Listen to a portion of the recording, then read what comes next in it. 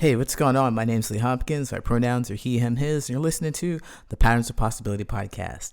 This is a podcast dedicated to helping you replace harmful patterns with new possibilities. In each episode, we'll explore topics that inspire confidence, direction, and resilience. In this episode, it's going to be another interview. I love doing these interviews because I'm learning something new every time I talk to someone. They have some insight or information that I can take and make my own to help me break my own patterns. I hope that you get some value from these conversations as well.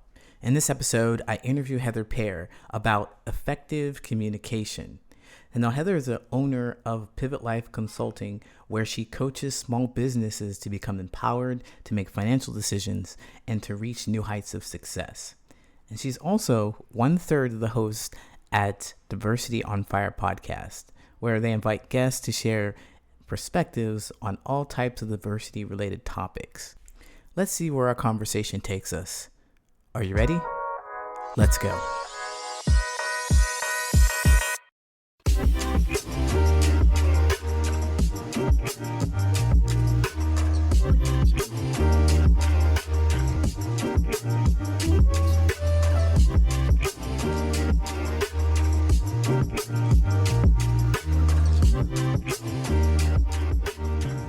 Hey, what's going on? My name's Lee Hopkins. My pronouns are he, him, his, and I'm here for the Patterns of Possibility. Right now, I have a very special guest with me. I was visiting her podcast some time ago, and now I've invited her to visit my podcast. She's 1/3 of Diversity on Fire. It's Heather. Please, Heather, can you introduce yourself? Say hello. Hello, everybody. This is Heather. My pronouns are she, her, and hers. I have a podcast called Diversity on Fire that Lee graciously joined us on. It was phenomenal. I am a podcast host and creator. I am a business owner. I do insurance. Don't hold that against me. I love my furry animals. I live in the great Northeast, tiny little state that most people don't even know about. No, I'm just kidding. People know about it. New Hampshire. And I love to travel. That's a little taste of me. Wow, that's a whole lot. It gives us a great idea of what kind of interview we're going to be in for. It seems like you're very open and you're willing to share. 'Cause I know some people would sit in that seat and say, "Yeah, I'm Heather," and that's it. I was What- I was actually told just last week that maybe I overshare. Eh, it is what it is. what? Overshare? That I'm Uh, very comfortable, or definitely comfortable with sharing. Not a problem. oh yeah, okay. So some people aren't used to that. I know um, when I was younger, or before I discovered the patterns of behavior that I had, there was one thing that I did was not share with people. I just would not open up, and I thought it was strange when people would, but I would listen to them, and I would not share anything about myself. So yeah, it's very disconnecting. So the point I'm trying to get to is that when you share more, I get to learn more about you. I think it makes me feel a lot safer because I know who you are. Well, I appreciate that, but I actually also appreciate the flip side of it because I do think that I have a lot to work on when it comes to listening. Hmm. Yeah, definitely. So then, well, is that a pattern of behavior that you've kind of found yourself stuck in? Tell me about that listening. I would say I would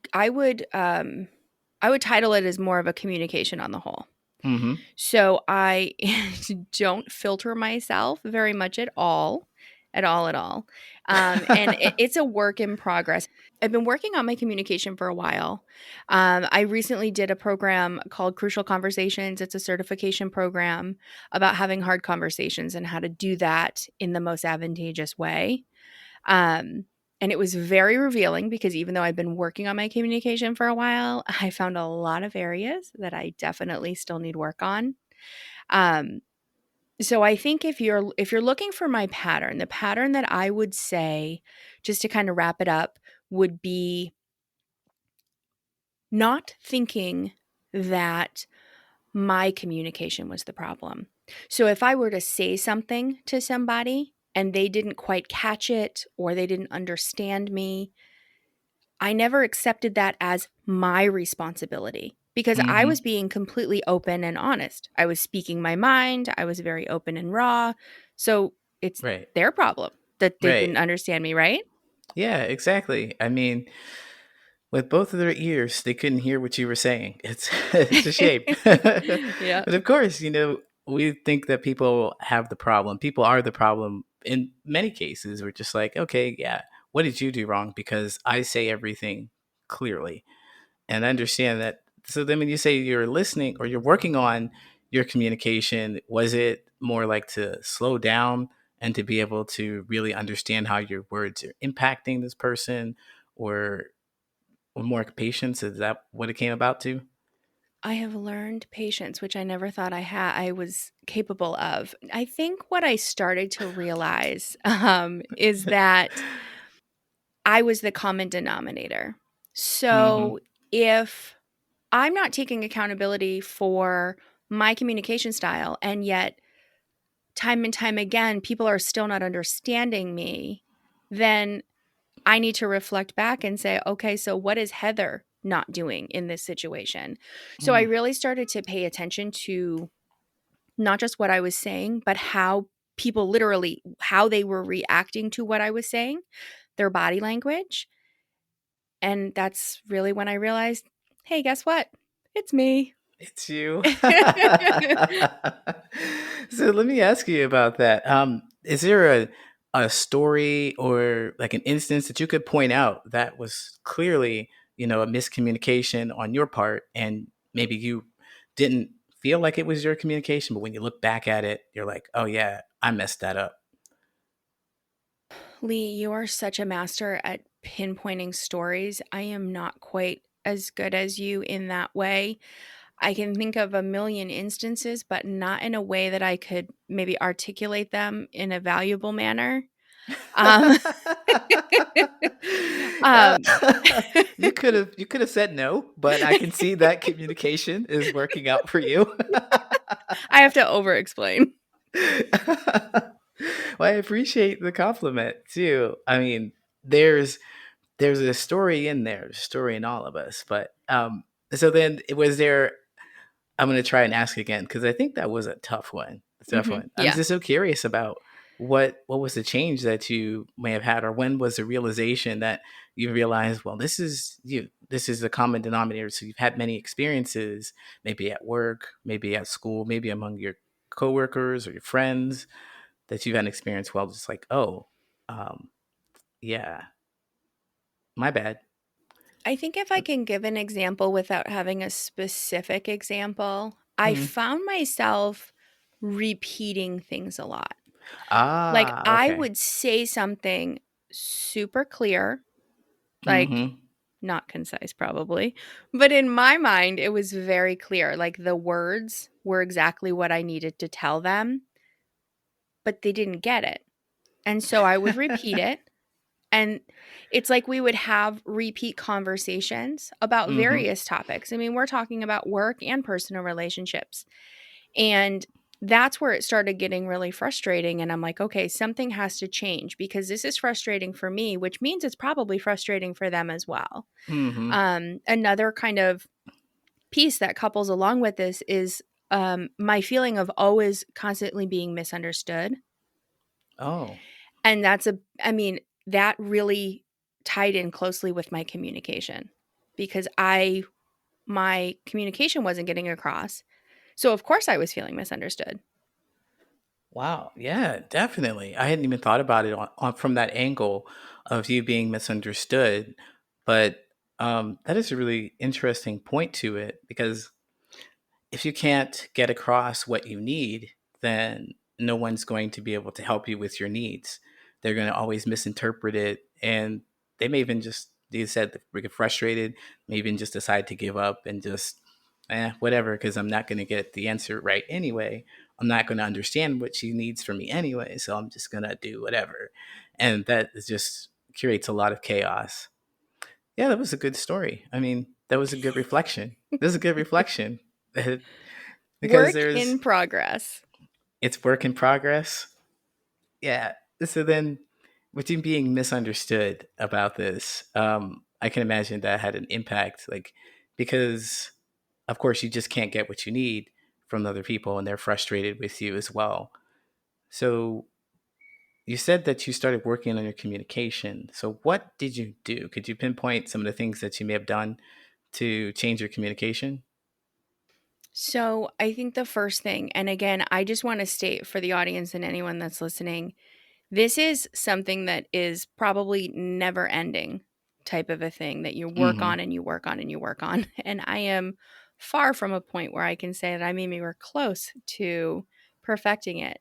Um, but I would say the first thing I did, and I mentioned it earlier, is I had to stop myself and pay attention. So I really started paying attention to body language and how Hmm. people were reacting and responding physically and facial expressions to what I was saying. So do you see a lot of people just like sigh or turn away or? Well, I don't think I was making people mad all the time. No, it wasn't about making people mad. No, it was just they glazed over. Like almost like Ah. they were lost. Um Hmm. and so I started noticing that, right? So I started noticing now I'm paying close attention. So now I'm noticing that they look lost. So the next step that I would take is okay, let me reaffirm what I'm saying. Like you ask the question, do you understand what I'm saying? Or does that make sense? Or more specifically, what did you just hear me say? Hmm. You have to be super careful about that though, especially because I have a super strong personality. So sometimes you can say, what did I just say? And that sounds real aggressive. Ah, So okay. you don't want to sound aggressive, obviously. But that was kind of the two components that really started me off. Yeah, that sounds great because you're really tuning into the person that you're talking to. With the, I can just imagine people looking at you with the glaze. That's it's like, oh, again, like what did it? Could I could imagine that would get a little bit frustrating for you too. Like, oh man, again, like faster, people, faster, think faster. I Yeah. can imagine that would be like a frustration at a point in time, but because you have that kind of personality, that's just kind of powerful. Phew, yeah. Yeah, people say I've been told intimidating before and I don't take that personally. But I also don't want people to feel like that. So that's another thing that I don't always tone it down. But if I when you're reading people's body language, if you do start to see them feel like maybe a little more nervous to engage in the Hmm. conversation, to like tone down a little bit, which is hard for me. Yeah. But Yeah.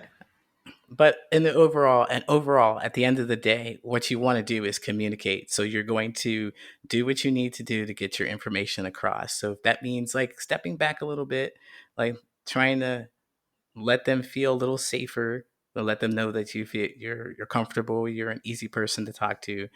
It's important to do that. So that's you recognize that whole thing. And yes, definitely, I could say intimidating. And I'm glad that you don't take that as uh, an insult because it's a really positive thing. I I mean, in my mind, I so believe it is. I don't take it as an insult. I don't know if I think that it's a positive thing because like what you just said, the goal is to communicate. So if I'm in any way coming across as like intimidating when I'm trying to have a conversation. Now, if you come up to my car door and it's locked, or if you're like banging on my door at 2 a.m., I better be intimidating, be Right. scared.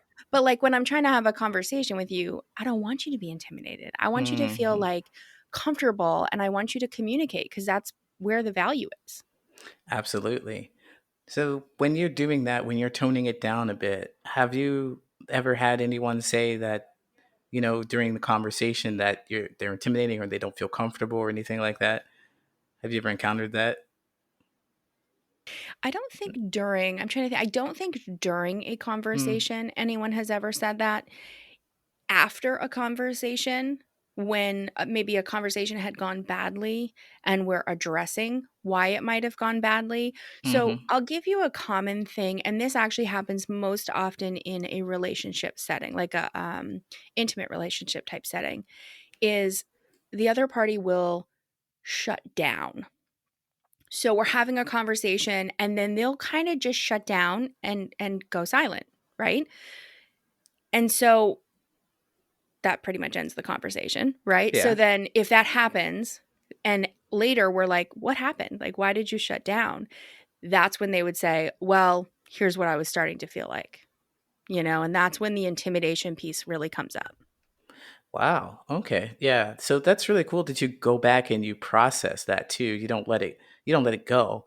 Because you need to get down to the meat of it, to the point of the issue, which is they're not feeling like they can talk. They're intimidated by you. So you don't just let that conversation go or the feelings about it go. You come back, you revisit it. And that's really important too, because otherwise that stuff will fester and you'll have resentment and your communication will be even more awful. It'd be a lot worse because no one's communicating with each other. No one's thinking about what's happening in the conversation right now.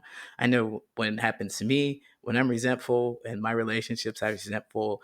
And it's like everything that I ever held against you is happening right now in this conversation. And as soon as we start escalating, I'm going to bring all the things that I held back. I'm going to start throwing them at you so that we can have a we can have a battle here. Yeah, so definitely you want to go back and clean that up. So then after you started doing things like that, you were looking for people's facial expressions and really communicating like with them. Have you heard what I said? Or what did you hear just to make sure that you can clean it up and make sure it's clear? And then finally going back to these conversations where they didn't go well, find out what the root cause was. So you've seen your relationships change in a dramatic way when you've done that, right? Yes, but what I will say is not at first. So Lee, you're the pattern guy, right? So Mm-hmm. I found patterns within patterns. So okay, now I've identified that maybe I'm the common denominator, and I start paying attention to these things. But then I got to a point where I was almost wrapped into a brand new pattern where I'm saying, read the words that I put down or that I said. It's your fault. I got back into it again, right? Like, you're not understanding me and I'm paying attention, but you're giving me funny looks like I look like an alien.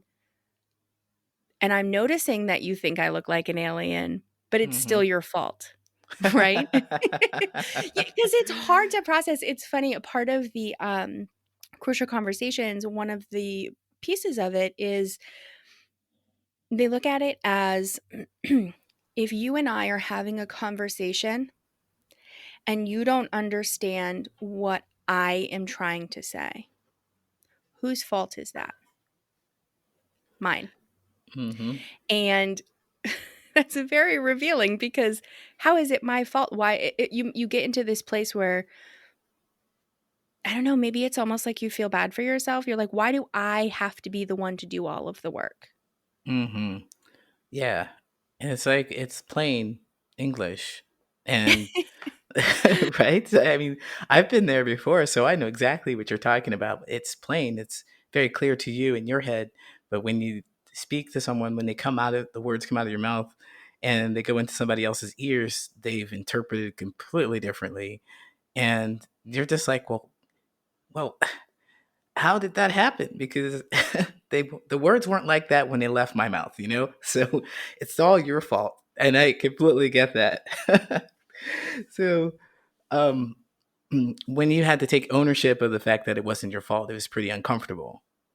So, When I had to take ownership of the fact that it was my was fault, was it's your very fault. uncomfortable and it still is uncomfortable. I will tell you that I fall into this a lot. And my way out of it now is to stop myself. I said I found patience that I didn't know existed. I'm very go, go, go type of a personality. So patience for me is a little bit of wasted time. But I have What? found patient. When something needs to be said, let's say it. Let's get it out of the way. I don't want it to fester for days and days. For Hmm. me, I don't like that. But I did recognize that if I do let it, and I let me remove that word fester. If I do let it sit for a Hmm. couple days, then it does allow me to process it in a much better way. And it allows them the time and space to process it so that when we do come back together, we're actually communicating on each other's level again rather than me being upset because you didn't get me and you being upset because I talk weird. Right. Exactly. If you can let your emotions like rest a bit, like you're not reacting off of something because you're already upset about it. And that can really lead to clarity. No, it really, really does. And I think that's the best thing I did for myself was to be patient, and to allow it and to swallow my pride, if you will. I'm very animated. When I get excitable when I talk. So even though I don't think I'm intimidating, because I feel what I feel in my body, and it's pure like joy, excitement, and happiness, that may read differently to someone else. So it is my responsibility, and that was the best gift I could give to myself, is just to swallow that pride. Yeah, because eventually, like it goes back around to you're getting the thing that you want, which is to communicate. So it's just difficult to have to realize that there's more work that you have to do with it. Like it's work on your part, and it doesn't feel like they're doing any real work. They're just listening. Like they're not making an effort to try and understand. So on that note, though, when people are trying to make an effort to understand you, like if they can't understand, so when I don't understand someone, I flat out kind of stop them and tell them, hey, I don't understand what you're saying. I'm going to ask you some questions though to see if I can get clarity around what you're saying. Because if they can't tell me, then I kind of can figure out what I'm confused about and worked on communicating in that to them. So have you had any experience like that? Has anyone said, "Hey, I can't understand you, but let me see if I can guess at what you're saying"? No, unfortunately, I can't give you a specific example that I remember that happening. So I do that a lot. I've been accused of like being an interrogator because if Oh, I don't understand, interrogator. interrogate- Oh, I'm jeez. all these negative words. Yeah, what is Like, going on? Are you writing a book about me?" And I'm like, "No, I'm actually just interested in you." Like, sorry. Um, so I'm with you in that. So I'm using a word with negative connotation here, interrogator, but I ask those follow-up questions. I think this is where the intimidation piece, and this is where I realized I had to soften myself too a little bit, is because people weren't asking me those follow-up questions. So I Oh. think sometimes you can come off too confident and too strong. So then, and this is just me, this is my own thought process that may have been happening, speculation, if you will, that maybe they were thinking that they couldn't catch up to me or that they should be understanding what I was saying, but then they weren't. So they didn't want to ask. They didn't feel comfortable. Essentially, it boils down to not being comfortable. Oh, okay. Yeah, I can understand that because you still had some work to do as far as building up your reputation with these people as well. Because if they're people that communicated with you so often, then they've had this experience where they're not able to listen or they're not able to get it, then it's not going to end well. So they're just like, okay, I'll accept it and I'll go away with it. So I'm curious though, about the questions, the kind of questions that you might have asked. And they might ask a bunch of what questions, like what or where or no why questions. I don't ask any why questions. And I know you're a coach as well. So I imagine that those why questions, they feel like an interrogation. I think it really is very much based on context. So, Mm-hmm. if we're talking about what I focus on with coaching, and I should say it's catered to who I'm working with. But one thing that I do require everyone, especially the business owners, to do is to define their why. And so, Mm-hmm. so in that context, Mm-hmm. they very much have to address that. And we address it on a deep level. We go layers deep in terms of the why, because I feel like that's important for them to fully understand and engage with before we can move forward in whatever we're doing coaching wise. Um, in terms of a personal aspect, yes, absolutely. Why? Because you think about somebody, yeah, I just bought a blue car. Why? Like, well, I don't know. I liked it. Like those quite, and it does depend obviously how you ask it as well, but more of the what and more of like the interest, or you're asking how kind of what the questions were that I would, my follow up questions with people. Yeah. Um, I would say, speaking from now, it would be a lot of how did you understand that? Mm, A lot of how did that make you feel? mm, Um, do you remember how you got there? You know, what brought you to that place?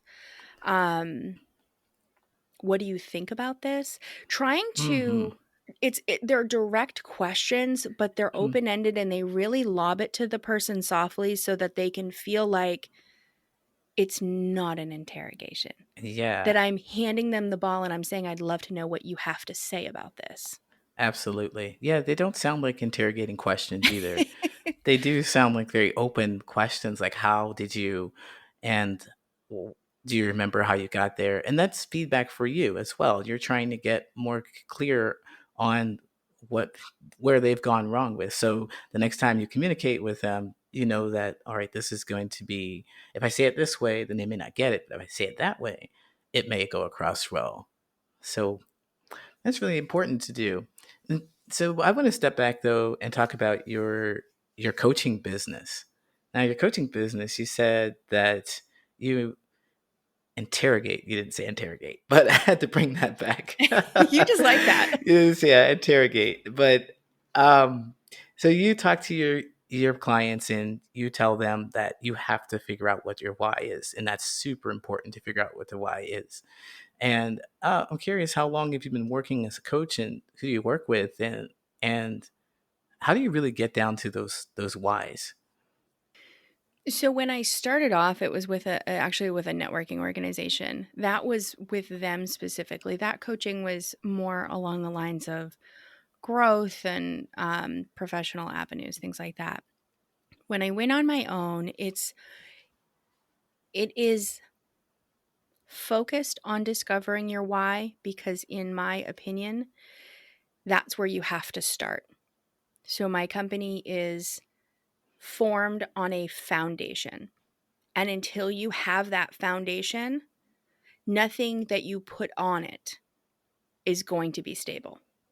Right? So, whether that be a personal relationship or a business relationship. Now, as far as the coaching that I do, it is primarily focused on small businesses. I like to work with people that are within their first 3 to 5 years.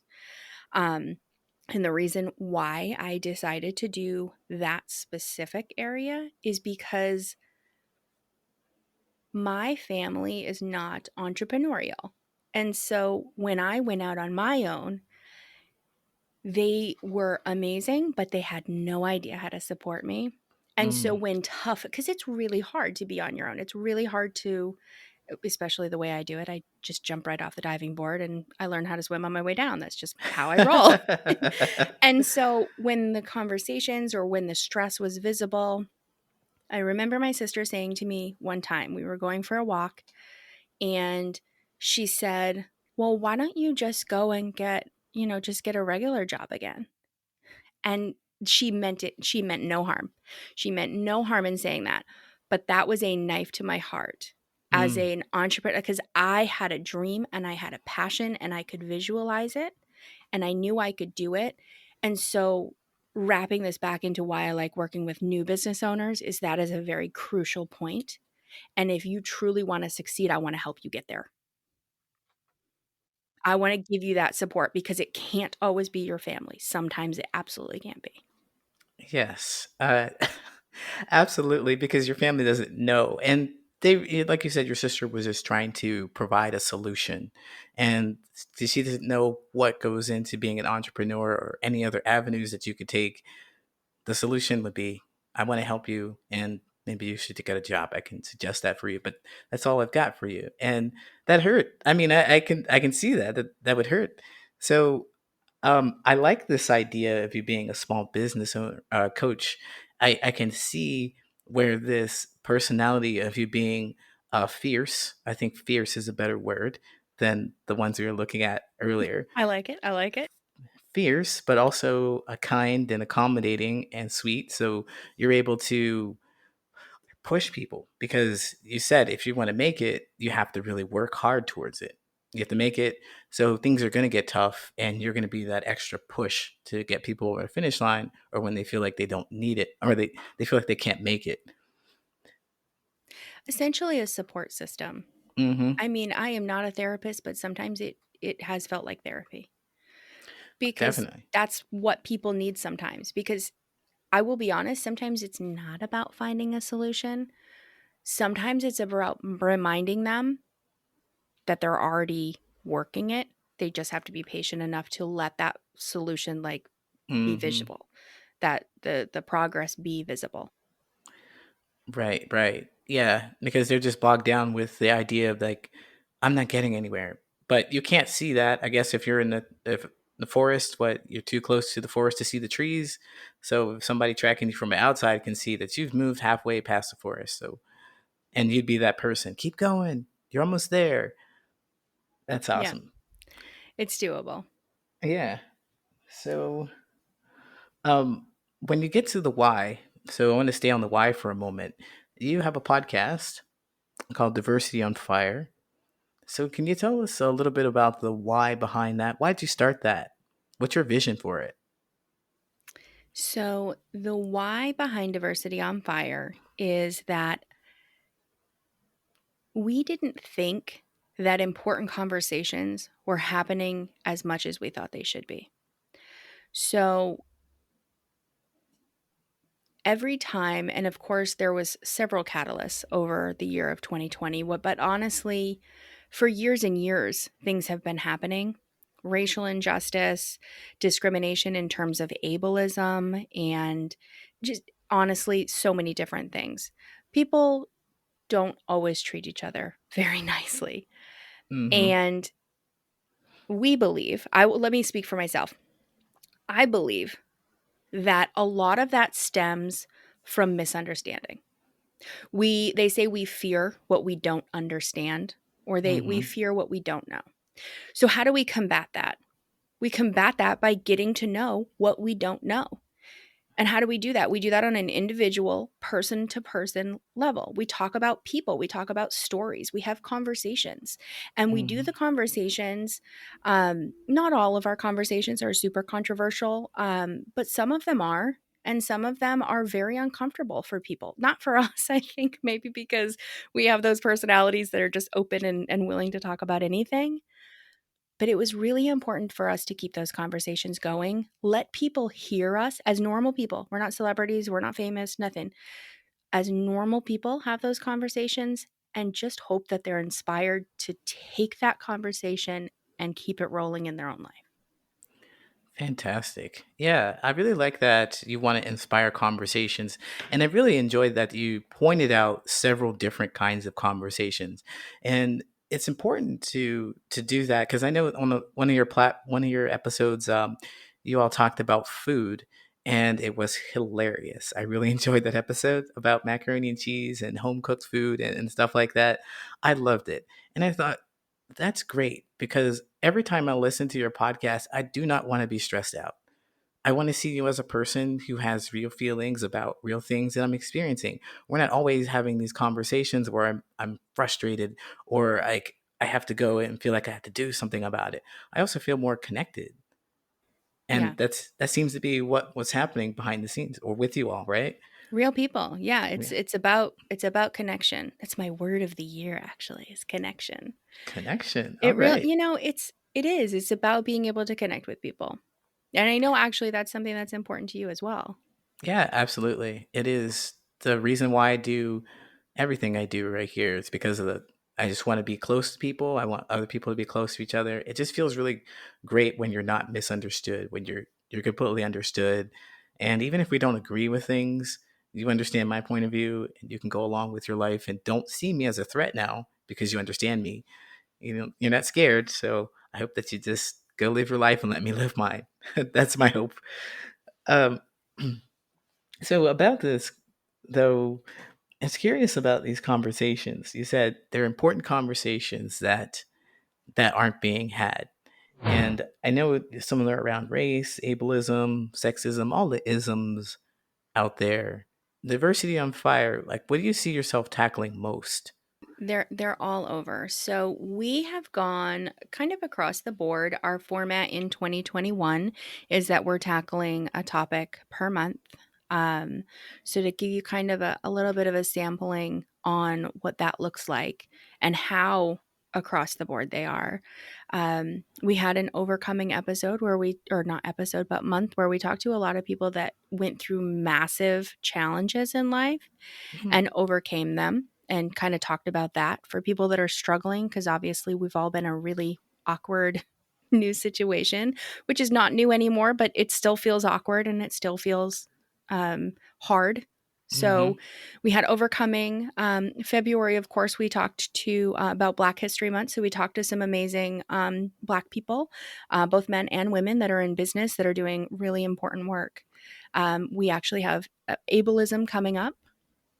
This month, we're talking about the justice system. We talked to prosecutor, defense attorney, and also someone who worked in the prison system. Wow. Yeah, we've got LGBTQ on the books. We've got Latinx, Asian, Native American. I mean, we're hitting it. Diversity is a big topic. So when you say diversity, you don't mean just like a one different person. Do you mean everybody? You're talking about all kinds of things. I really Oh my love that. gosh. Yeah, and food, like you said, and And food. actually nature. Natural diversity will energy diversity. There's gonna be a lot of stuff. I'm curious about this natural diversity because I've never heard this before. Diversity in nature. So what we talk about a lot of times with is species becoming extinct and biodiversity. We don't realize how important and the roles certain vegetation play until they're gone, and then a whole ecosystem is decimated. But we don't really pay attention to that stuff. And I'll be honest, it is not my wheelhouse, but I do think it's important. Wow. Yeah, I mean, this is just now permeating my consciousness. I've never heard of that before. And so I guess this is something like with the bees. We're always hearing save the bees. And so this is part of it, the nature of diversity. Yeah, it's Mm, bees, it's wild animals, it's trees, it's everything. it's all kinds of things. Diversity on fire, everybody. You've got to go check this out because it is fire. I love it. And I'd like to hear some more of the the fun kind of episodes too as well. So I'm sure you all always have fun in the podcast when you all talk together. I can always find something that's really interesting and fun that I could take away and laugh at, which is a relief because the conversation can be deep sometimes too. So um, like I said, I really enjoyed the fact that you show yourself as a person with, who eats different foods. Like I might not eat the same kind of foods and all that stuff. So diversity everywhere.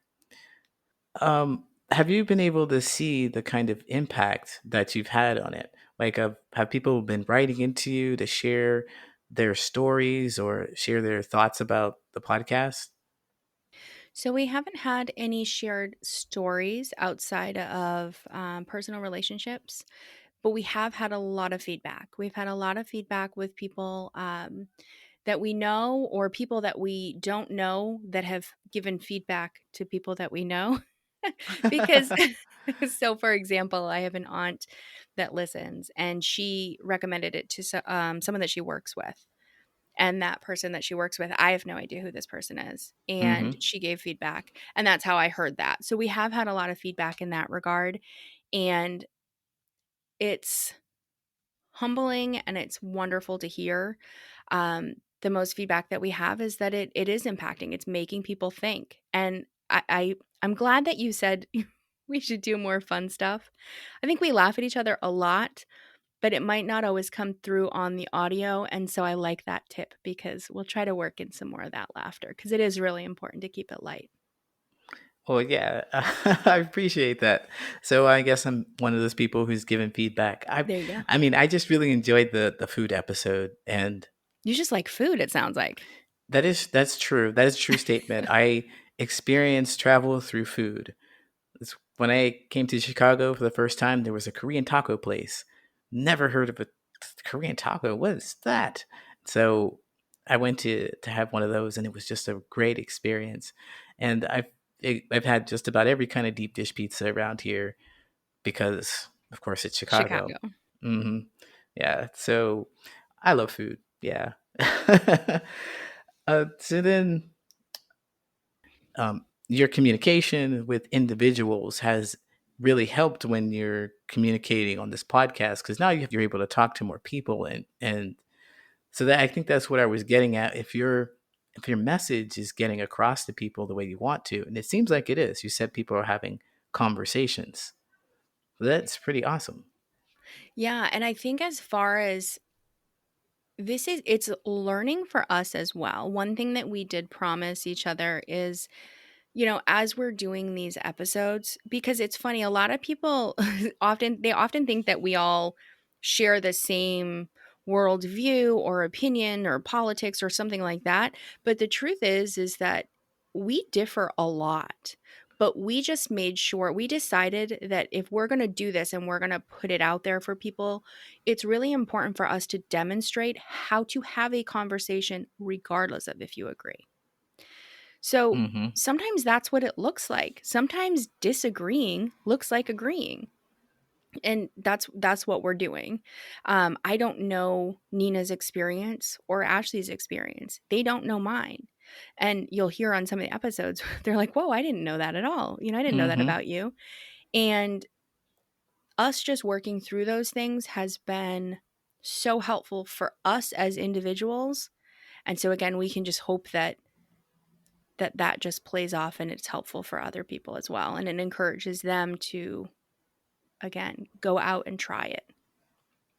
Yeah, when I hear those moments, it makes me feel like it's definitely more authentic, because you're just feeling you're in front of our eyes or in front of our ears. We are getting to hear you guys, you all grow together, essentially feel more vulnerable and comfortable and sharing something new with each other. And subsequently, we get to experience that too. And we get to experience the reaction that you have with each other, like, oh, this is a new and different thing. But we're cool. We're still cool. Like, I didn't know you had that experience, but we're still fine. I love that. Uh, you're actually demonstrating it. So, such a win, such an inspiration, really. Oh, thank you. Yeah, absolutely. So, I was going to ask you how communication has changed your life, how changing your communication style has changed your life. I see that you have the podcast and you're connecting with people. Um, is there anything else that communication has done for you?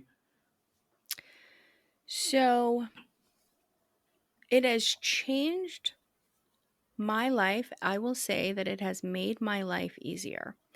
I still struggle with it a lot. I still have a lot to learn and a lot to work on, but it has made my life less stressful because Hmm. I no longer have to get frustrated when people don't understand me. I can now sit back and say, okay, how could I have said that different? Let's try it again. And I've given myself the opportunity to take that time, whereas my brain, it's on go mode, Hmm. but I can step it back. So how it's changed my life, I would say it has drastically reduced the stress that I'm under. Now I am still a weirdo and I love being a weirdo. Not ever going to not be a weirdo. How are So you a weirdo? oh my What? gosh. I don't know. I just think I am. But so if people still look at me and think that like, what? What? Then I'm okay with that, but at least we can have a conversation about it and I'm not offended and you're not scared. Yeah, uh, I love that. There's nothing better than being aware of what's happening in the situation. You're like, Yeah. yeah. So I'm it quirky, maybe that's the word I'm trying to say. Not weirdo, like I'm super quirky. quirky. Quirky. Ah, yeah, I would say that too. Quirky is a good word. Look at us doing vocabulary here, getting our Woohoo! vocabulary words. Labels. um, yeah, definitely. You're feeling more empowered by the fact that you have more, I guess, control over the situation. Like, you know what's happening, and not so much of like, well, I don't know what went wrong here. Like, that you can tweak it. It's like if your car broke down, you know that it ran out of gas, and it's not that the engine blew up and there's nothing you could do about it. Essentially, you know how to fix the problem, is where I'm getting at. So then, I love that you just said you have more control over the situation. And let me tell you why. Because that is something that has been said to me in the past of like that I have a desire to control everything. And I think that that was right because in the previous mindset, I was going to say it how I was going to say it, and you were going to hear it how I was going to say it, and you were going to understand it how I was going to say it. So that was me controlling it in a negative way, right? Sorry, I didn't mean I to love crack you that. up. But now I control it in a totally different way. And in modifying the way I'm doing it, I'm actually, in fact, getting the result that I wanted all along. Absolutely. Yeah. That's how I think of it. I'm right with you with the control thing, with all the patterns of like, oh, I recognize that. Well, even if I could say that this is a problem that I can't fix, at least I know that and I'm okay with it. It's not like, oh, there's something I can do. No, there's nothing you can do. So there's no anxiety about it. I think control or just the feeling of having control over your own your emotions and everything is the best thing to do for communication. And you've had some really great uh, insight into what communication has done for you. So I wonder if there's anything that you would recommend or share with anyone who is struggling with communication. So, the best tip I think I would say to start with um, is to pay attention to how people are responding physically to what you're saying. Mm-hmm. That for me was super telling. So, when you're saying something and you mean it one way, body language is very, very revealing. So pay attention to that first. And then maybe also practice the listening piece where you go back to them and they've said something to you and you reiterate what they said. Can you kind of sum it up in your own words and see how many times that you're right? And that's just to make sure you're actually listening. And the reason why I would say that in terms of the communication is because you're probably going to realize you're not listening as well as you think you are, Mm. which will tell you that maybe you're also not talking as well as you think you are. Oh wow! Drop the mic on that one. Yeah, it's I'm just going to move to the next question. Okay. I have nothing more to say on that. So then about diversity. So now that we're understanding like how we can just have a regular conversation about anything, now we're going to talk about something that's difficult. How do we get those kind of conversations started? It really depends on the topic you're talking about and who you're talking to. I want to start there just because there are a lot of sensitive topics. And so for me, if I'm talking to a friend, I will be 100% me because I know that they know me and they know that if I say something really stupid that might be offensive, they'll correct me and they won't Mm-hmm. hold it against me because they'll know that it's not done with any sort of malice. Mm-hmm. But if you're talking to someone that you don't know as well, that wouldn't be comfortable with calling you out, tread super lightly. And I guess the best way you could start it would be, how did you experience that? What did that Mm-hmm. look like to you? What did that feel like to you? Was there anything about this or that topic or this or that? You know, if you use social references or movies or current events, that's a really good way to kind of get your foot in the door because that's something that's tangible for everybody in a certain moment. So what do you mean? What do you mean by that? So the racial events that happen, we can use a that event. I think sometimes what ends up happening is what we're trying to do is we're trying to read a book about the first slave ships that came to the US. That's not where you want to start the conversation. That's not because it's too much, it's too deep, and it's not tangible. Right. Um, it's not something that someone can grab onto because it's, you know, for you, if you have family that has a lineage of slaves, or I'm maybe that's not the right word. I don't know. Even see, look, even me sometimes I don't know if I'm using the right terminology. Um, then maybe it's personal to you. But if somebody doesn't have that, they're not going to be able to touch it. So Mm-hmm. if you look at social media, there's plenty of social media accounts right now. I actually just found one recently. I love this person. LGBTQ community, non-binary. This person, the way that they present everything that they say is so amazing. So if you want to talk about that, you can show that video to someone and say, what does that look like to you? Hmm. So I would say the best way to start hard conversations would be with a recent and current events. So if I can kind of sum it up that way, that's the best way. And rather than saying, don't you think this is this? Oh, yeah. Say, what do you think about this? Right. Because the that example that you gave at Don't You Think is kind of trying to implant your own Yeah. ideas within theirs, like saying, don't you agree with me? Mm-hmm. And in a hostile feels very hostile too. Yeah. Like, what if I say no, then we're immediately in contention.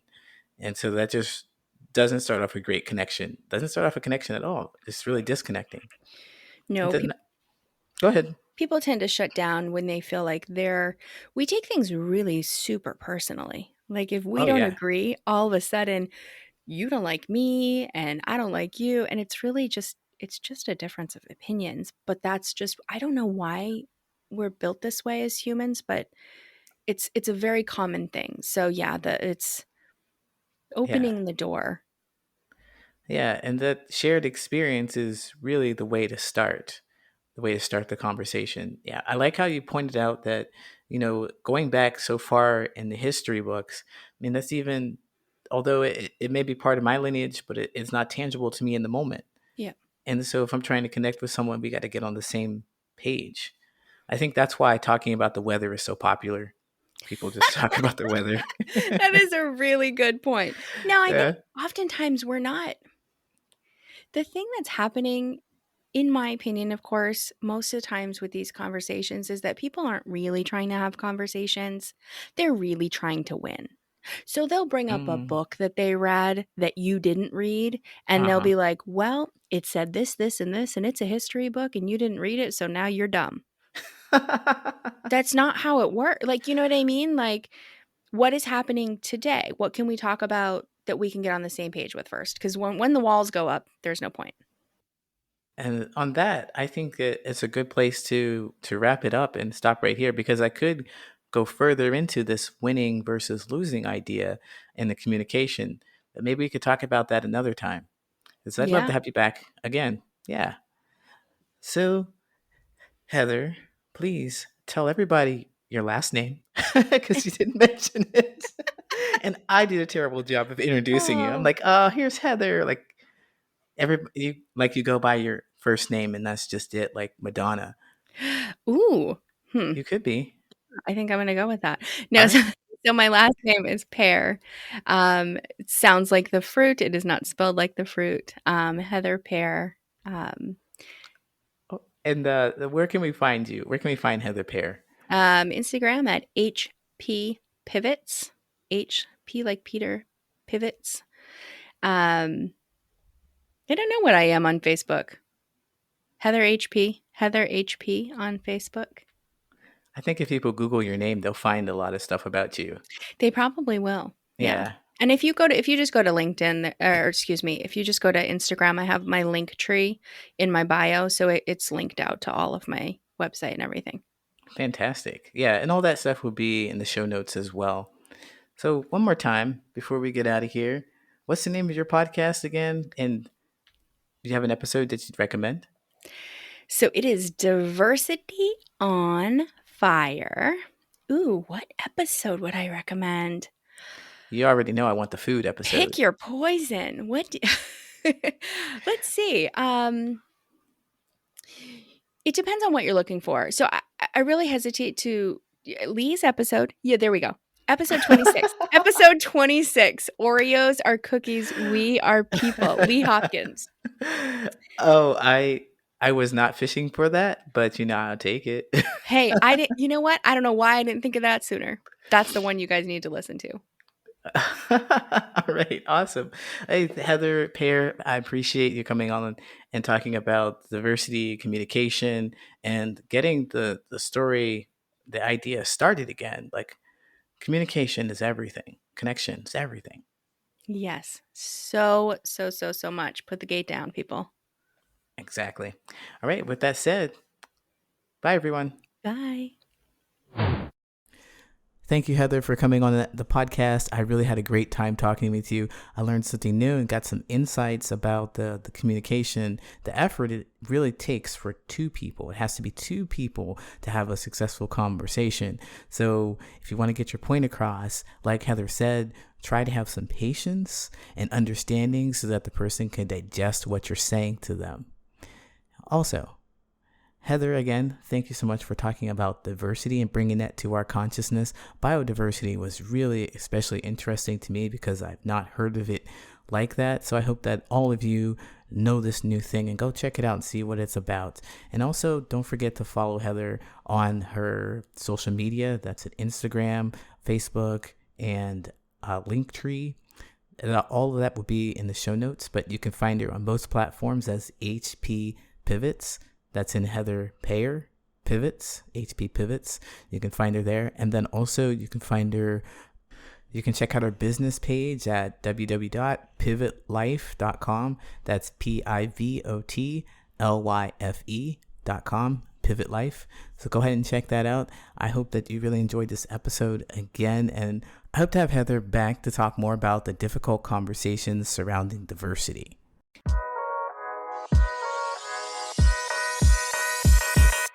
My name is Lee Hopkins, my pronouns are he, him, his, and you have been listening to the Patterns of Possibility podcast. If this wasn't enough for you, you can follow me on Instagram, I'm on YouTube, and I'm also on Clubhouse. That's a brand new audio app. It's kind of like an interactive podcast. So if you're familiar with it, you can find Patterns of Possibility. I host a room on Mondays at noon. We talk about childhood memories, and I also host a room on Tuesdays about relationships. It's called Relationships. Bring your baggage and unpack here. The hope is that we start talking about things that are shameful, that seem to be secrets, and we're going to find out that we're not so different from each other after all. It's soothing to talk about things that you might think that you need to keep hidden. So I hope that you'll join me. Also, don't forget to sign up for, oh yeah, I knew that, the live interactive virtual game. It's going to be a blast. Until then, take care.